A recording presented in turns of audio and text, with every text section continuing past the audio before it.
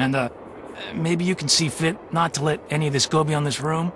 Well, no harm done, I guess. Great. Well, what else can I do for you? It's been great talking to you. Anything for a fellow detective.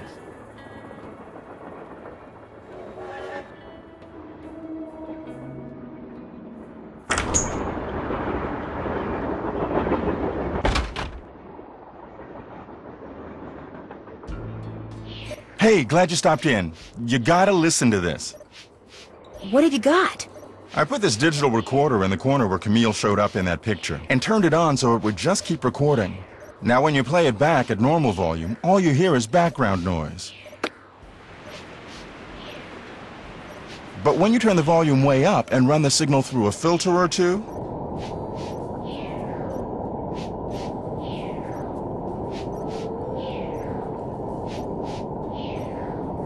hear that? I hear something. It kind of sounds like a woman singing. Not just any woman. Camille. Camille. So be careful what you say in here. She's listening. What's your opinion of Charlene Purcell? Charlene Purcell writes romance novels.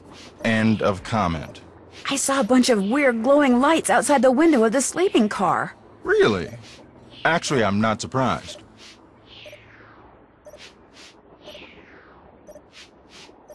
You're not? They're probably some form of piezoelectricity.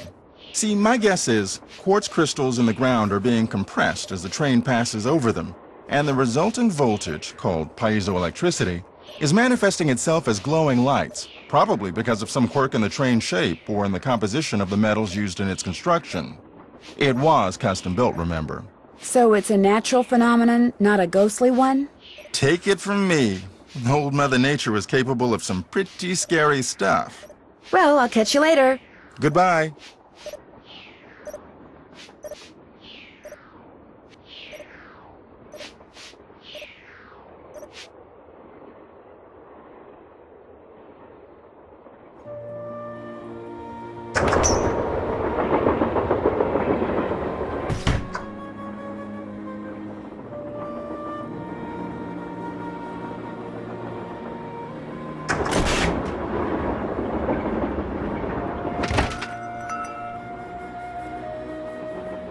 Hey, how's it going?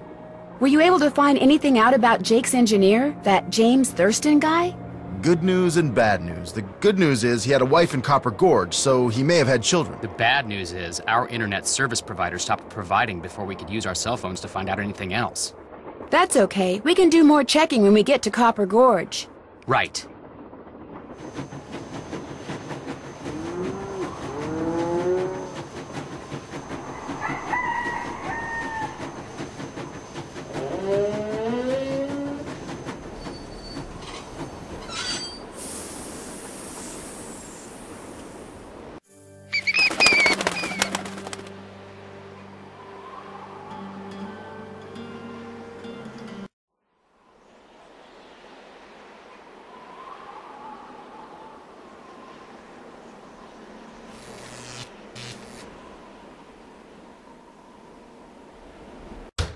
Hey there! Welcome to Buell's Old Time Taffy House. Come on over here.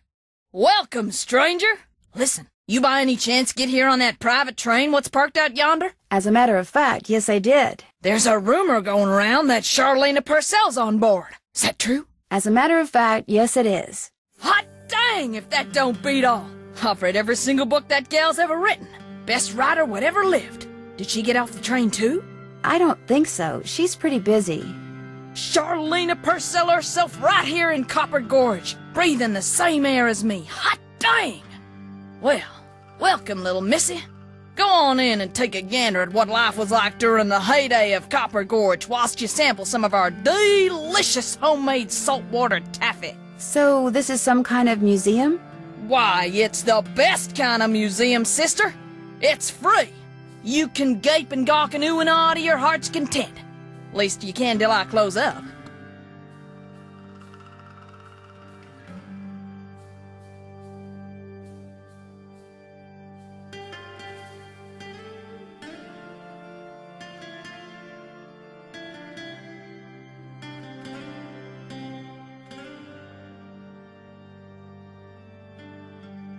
are you Buell? Do I sound like a Buell to you? Sorry, the costume kinda, threw me off. Oh, right. Sometimes I forget I'm wearing this thing. Buell was my great-great-uncle. This building used to be his general store. During the glory days back in the 1880s, he commenced a pawnbrokering, so the miners Copper Gorge was crawling with back then could raise some cash to pay for grub and tools and such. But pretty soon, the mining boom went bust. And there was Uncle Buell, stuck with a whole store full of junk. Only it wasn't junk to him. Debris from lost lives and broken dreams, what he called it. Couldn't bring himself to get rid of it. So, he passed it on to his kin. My great-granddaddy's the one who come up with the idea of turning the place into a tourist attraction. And you make money by selling taffy? Tourists just love taffy. Especially when you dangle a free sample in front of them to get them hooked. Of course, it ain't really free. Some taffy on a stick'll cost you 2 tokens, which you can get by winning both those games over there. Are they hard? Danged if I know. Come to think of it, I've never played them. But you're getting me off track here, missy. Fact of the matter is, they're free. Unless you go messing with the artifacts I got in here. Do that and you'll be headfirst in the nearest snowdrift before you know what hit you. Do you by any chance have any of Jake Hurley's things in here? Jake who? Hurley. He was a miner. I think he may have left a lamp and a pickaxe with your great-great-uncle. Never heard of him. Of course, that don't mean his stuff's not here. Just means you're just gonna have to look around and see for yourself. But remember, Susie Q, don't touch. Great talking to you. Be right here if you got any questions. This looks just like the insignia I saw on the train. I'll bet this was Jake's trunk. If this was his trunk, maybe the pickaxe and lamp that I need are inside.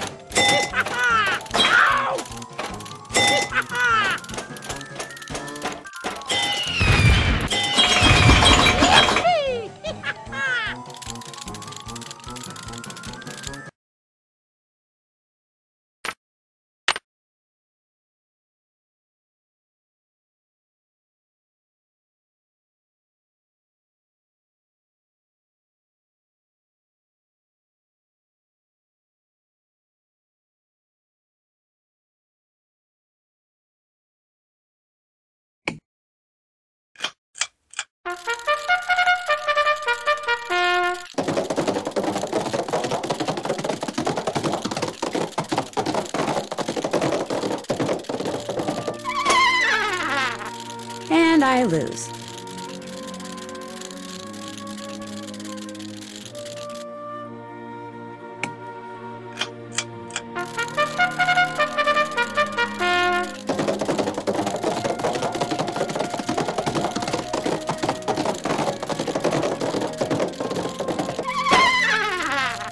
And I lose.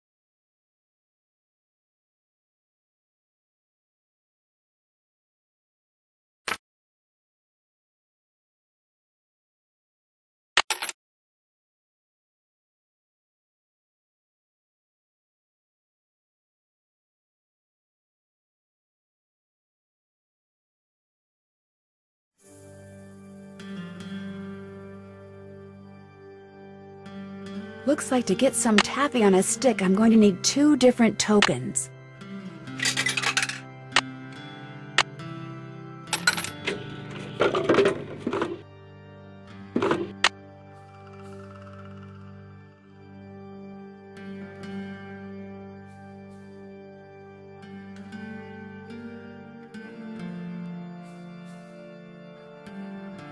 You ain't touching anything over there, are you, Missy? Oops, I'd better go ask permission before I mess with this.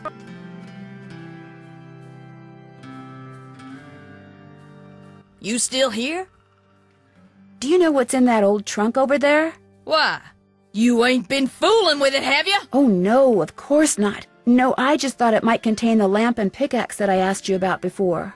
Well, if it does, you can forget about 'em, 'cause it's locked. None of my kin have ever been able to figure out how to open it. Not even my cousin Alvin, and he went to junior college. Would it be okay if I tried to open it? Well, now, I certainly ain't gonna let you break it open if that's what you're getting at. Oh no, I would never use force, believe me. But in order to try to get it open, I would have to, touch it. Nope, sorry, not gonna happen, little missy. Unless... Unless? Tell you what, you get Charlena Purcell to come in here so's I can shake her hand, and I'll let you fiddle with that trunk till the cows come home. You know what? I've got a better idea. Now, what could be better than me coming face to face with the lady who writes the finest literature this here country's ever seen? Well, that's just it. If you were to just meet her, you'd have nothing to show for it. Afterwards, she'd go her way and you go yours, and that would be it. But if you were to, say, get her autograph, well, then you'd have something to hang on the wall and brag about. Okay, make it so's I can meet her and get her autograph. Oh, but the thing is, she's on a deadline, and if you take her away from her writing, she may fall behind. And if she falls behind, her publisher may pull the plug. And if her publisher pulls the plug, it could ruin her career. Do you really want to risk ruining Charlena Purcell's career? Good heavens, of course not.